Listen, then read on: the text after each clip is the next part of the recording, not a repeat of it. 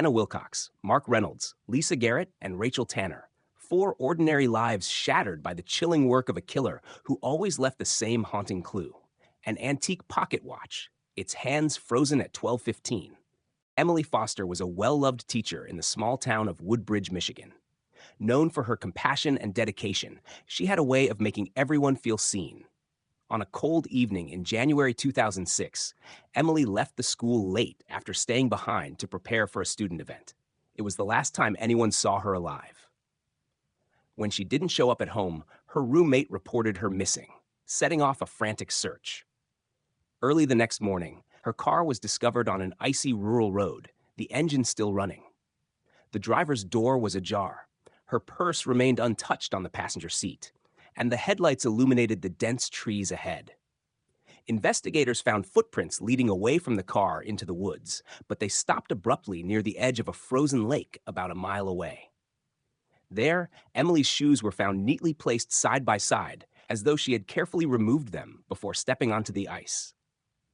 The sight puzzled investigators and chilled the community, raising more questions than answers. Search teams scoured the frozen lake, believing she might have fallen through thin ice. Despite extensive efforts involving divers and specialized equipment, no body was recovered. Days turned into weeks, and the case began to cool. Emily's parents, devastated, pleaded for information, but no credible leads surfaced. Speculation ran wild in the small town. Some believed Emily had been abducted, while others suspected she might have chosen to disappear.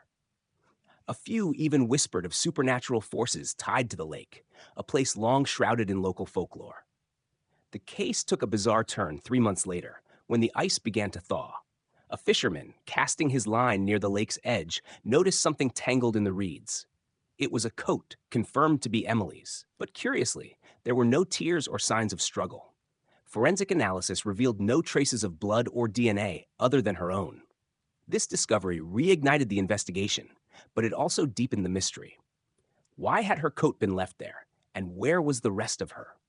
Investigators combed the area again, but nothing else was found. The mystery grew darker still when a hiker stumbled upon an old, hollowed-out tree near the lake a year later. Inside, hidden beneath decaying leaves, was a small leather-bound diary. It was unmistakably Emily's. The entries painted a troubling picture of her final months. In several passages, Emily wrote about a person she referred to only as R. She expressed fear and confusion, describing how R seemed to know too much about her life and often appeared in places they shouldn't have been. One chilling entry read, "R keeps saying they want to take me to the water. I don't understand what they mean, but I'm scared." Despite this discovery, authorities were unable to identify who R might have been. The diary contained no other clues, and handwriting experts couldn't determine if Emily had written the more cryptic entries under duress. Years passed, and leads grew colder. The lake, once a popular gathering spot for locals, became a place avoided by most, a symbol of the loss and unanswered questions that haunted the town. Emily Foster's disappearance remains one of Michigan's most puzzling cold cases. Families still whisper her name, and the woods near the lake seem quieter than ever, as if holding on to secrets no one is meant to uncover. The farming community of Meadow Creek was the kind of place where everyone knew everyone, and nothing much ever seemed to happen. That changed in the summer of 1998, when a gruesome discovery shattered the town's peaceful facade. A local farmer, while plowing his cornfield, unearthed what appeared to be human remains. Shock turned to horror when forensic experts confirmed the bones belonged to 3 young women who had gone missing over the past 5 years. Each disappearance had been a tragedy, but the connection between them had never been established until now. The remains were buried shallowly, as if someone had been in a hurry. Alongside them, investigators found something deeply unsettling: small, intricately carved wooden figurines. Each figure was unique, depicting a woman in different poses, and at the base of each was a name: Anna, Beth, and Claire. These names matched those of the missing women. The carvings, though beautifully crafted, exuded a sinister aura. The discovery suggested the work of someone who not only killed, but took the time to memorialize their victims in a hauntingly personal way. The focus quickly turned to James Harlow, a reclusive woodcarver who lived on the outskirts of town. Harlow had long been viewed as an oddity in Meadow Creek. He rarely left his property and was known for crafting intricate wooden sculptures that he sold at local fairs. His isolated lifestyle and his skill with carving tools made him an obvious suspect. When police searched his home, they found a workshop filled with carvings. Among them were figurines eerily similar to those found at the burial site, further linking him to the crime. Adding to the suspicion, investigators discovered a weathered journal in Harlow's home. Its contents were disturbing. The entries contained cryptic phrases like, "The harvest is done," and "They are safe now." Some pages were filled with detailed sketches of the figurines, as if he had planned their creation in advance. Despite the circumstantial evidence piling up, Harlow denied any involvement in the murders. He claimed the journal entries were part of a fictional story he had been writing and insisted he had never harmed anyone. The trial captivated the small town and the broader region. Prosecutors painted Harlow as a twisted predator who used his reclusive lifestyle to hide his dark deeds. They argued that the figurines were trophies, a way for him to exert control even after the women's deaths. However, the defense pointed out the lack of direct evidence linking Harlow to the crime scenes. No DNA, fingerprints, or witnesses tied him to the murders. Even the journal, while unsettling, did not explicitly confess to any crime. Despite the gaps in evidence, Harlow was convicted of all 3 murders and sentenced to life in prison. Many in Meadow Creek breathed a sigh of relief, believing the nightmare was over. Yet doubts lingered. Some residents whispered that Harlow had been an easy target, a convenient scapegoat for a desperate investigation. Others pointed out that the disappearances stopped after his arrest, suggesting the right man was behind bars. Years later, another unsettling detail emerged. A 4th wooden figurine was found buried in the woods, far from the original burial site. It bore the name Martha, but no one by that name had ever been reported missing in Meadow Creek. The discovery reignited debates about Harlow's guilt and whether another killer might still be out there, watching, waiting, and carving in silence. The Blackwood family moved into their dream home in a quiet New Hampshire town in the spring of 2013. The sprawling Victorian house, with its grand staircase and stained glass windows, was a historic gem. Paul and Rachel Blackwood had saved for years to give their teenage son Adam a fresh start in a new community.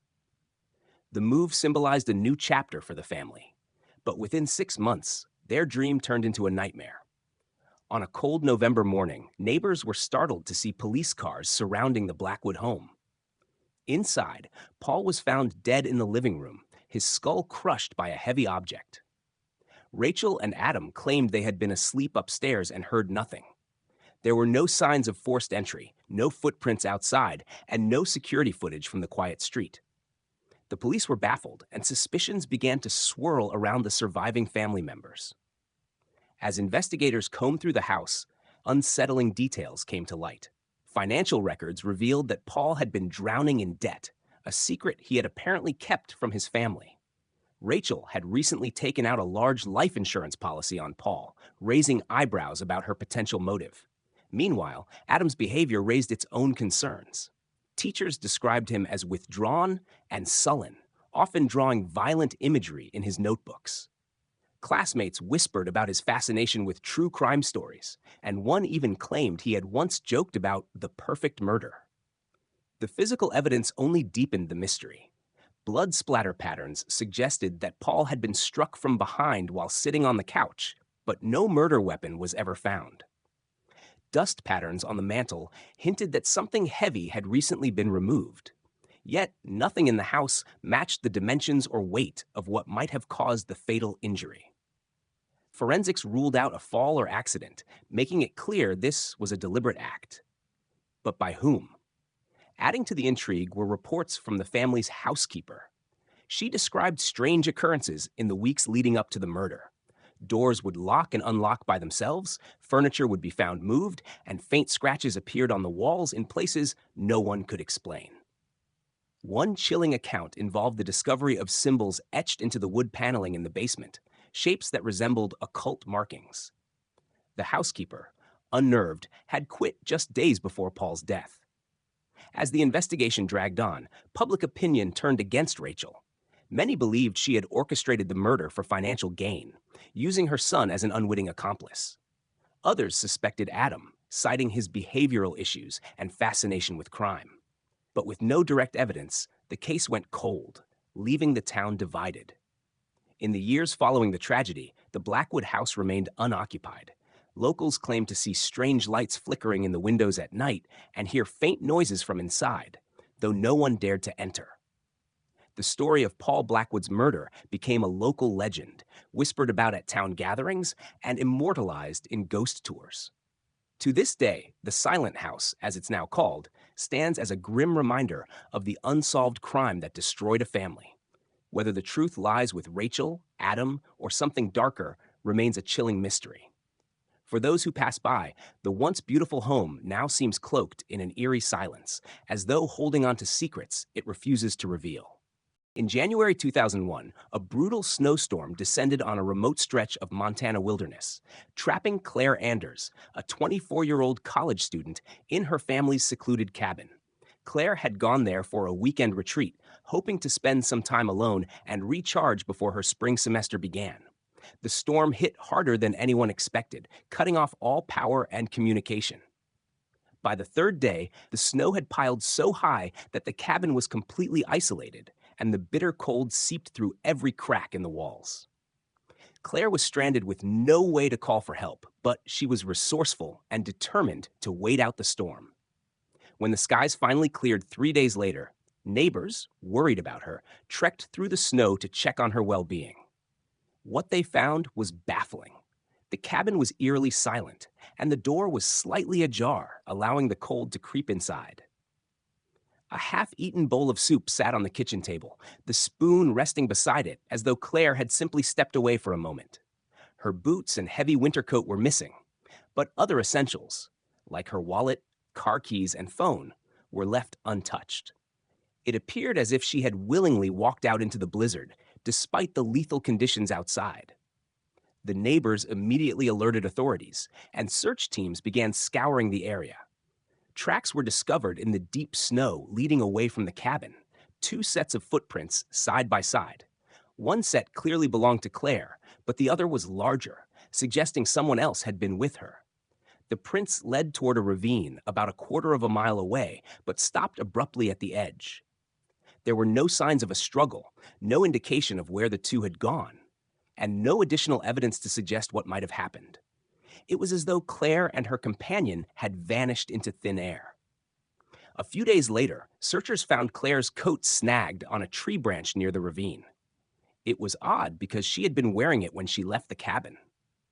Inside one of the coat pockets, investigators discovered a hastily scribbled note in her handwriting. It read, "Don't follow him." The cryptic message only deepened the mystery. Who was him? And why was Claire warning against following him? The lack of any further clues left authorities puzzled and the case stagnant. As investigators delved deeper into Claire's background, they uncovered strange details. In the weeks leading up to her disappearance, Claire had confided in a close friend about feeling uneasy at the cabin. She mentioned seeing a man near the property on several occasions, someone she didn't recognize. She described him as tall and wearing dark clothes with a piercing stare that unsettled her. When asked why she hadn't reported this to the police, she had shrugged it off, saying it was probably just a lost hiker or hunter. Theories about Claire's disappearance began to swirl. Some believed she had fallen victim to foul play, perhaps targeted by a stranger. Others thought she might have suffered a psychological break, imagining the man and wandering into the wilderness. A few speculated about more otherworldly possibilities, citing local legends of mysterious figures who lured people into the forest, never to return. Despite extensive searches and public pleas for information, no trace of Claire was ever found. Her case remains one of Montana's most perplexing disappearances. The cabin, now abandoned, stands as a haunting reminder of Claire's final days. Locals claim that strange noises can sometimes be heard near the ravine, whispers carried on the wind, and faint footsteps crunching in the snow. Whether these are echoes of Claire's last moments or simply the power of suggestion, the mystery of the snowstorm stranger endures, leaving behind more questions than answers. The Midnight Caller case gripped the quiet suburb of Maplewood, Ohio, with a sense of dread unlike anything its residents had ever experienced. It began in the fall of 1994 when a handful of households started receiving unsettling phone calls late at night. The calls came between midnight and 3 a.m., and the voice on the other end was distorted, whispering cryptic and invasive messages. What made the calls truly chilling was the level of detail the caller seemed to know about the victims. Intimate secrets, routines, and even conversations that had taken place behind closed doors. Initially dismissed as cruel pranks, the situation escalated when the first murder occurred. The first victim was 32-year-old Anna Wilcox, who had reported receiving the strange calls days before her death. She was found strangled in her bedroom, the house locked from the inside. Beside her body, police discovered an antique pocket watch placed neatly on the nightstand. Its hands stopped at exactly 12:15 a.m. The chilling precision of the scene left investigators baffled. Despite combing through Anna's life, there was no clear motive and no sign of forced entry. Her friends and family were left in shock, and the police warned residents to remain vigilant. In the weeks that followed, more households reported receiving similar late-night calls. The whispers continued, growing more invasive and threatening. The second murder happened just 2 weeks later. Mark Reynolds, a 45-year-old single father, was found strangled in his living room. Like Anna, he had received the eerie calls in the days leading up to his death. Once again, a pocket watch was found at the scene, its hands frozen at 12:15. The watch, seemingly out of place in a modern home, became the killer's signature, earning them the nickname the Midnight Caller. Panic spread through Maplewood. People stopped answering their phones after dark and double-checked their locks. The police increased patrols, but the killer seemed to move without leaving any trace. A third victim, Lisa Garrett, was found in her kitchen, murdered in the same way. The pocket watch appeared once again, its silent hands marking the time as if mocking the investigators. With each killing, the Midnight Caller's pattern grew clearer, but so did the unsettling realization that the killer seemed to know their victims on a deeply personal level. The fourth and final murder occurred in December of 1994. Rachel Tanner, a 29-year-old teacher, was found in her bedroom, the familiar signs of the Midnight Caller's work surrounding her. But this time, the police uncovered a possible clue, a faint smudge of oil on the pocket watch, suggesting the killer might have handled it recently. Despite this lead, the case went cold. The Midnight Caller stopped as suddenly as they had started, leaving the community shaken and terrified. 20 years later, the mystery resurfaced in a chilling way. At an estate sale in a neighboring town, a collector purchased a box of antiques. Among the items was an old pocket watch with its hands frozen at 12:15. Inside the watch's casing, the collector found a folded piece of paper with a handwritten note, "Not forgotten, not forgiven." Though it was unclear if the watch truly belonged to the Midnight Caller, the discovery reignited the fear and fascination surrounding the case. To this day, the Midnight Caller's identity remains unknown. Some believe the killer moved away, while others think they still live in Maplewood, blending into the community they once terrorized. The unanswered questions surrounding the Midnight Caller linger like a shadow, a chilling reminder that even the quietest towns can harbor the darkest secrets.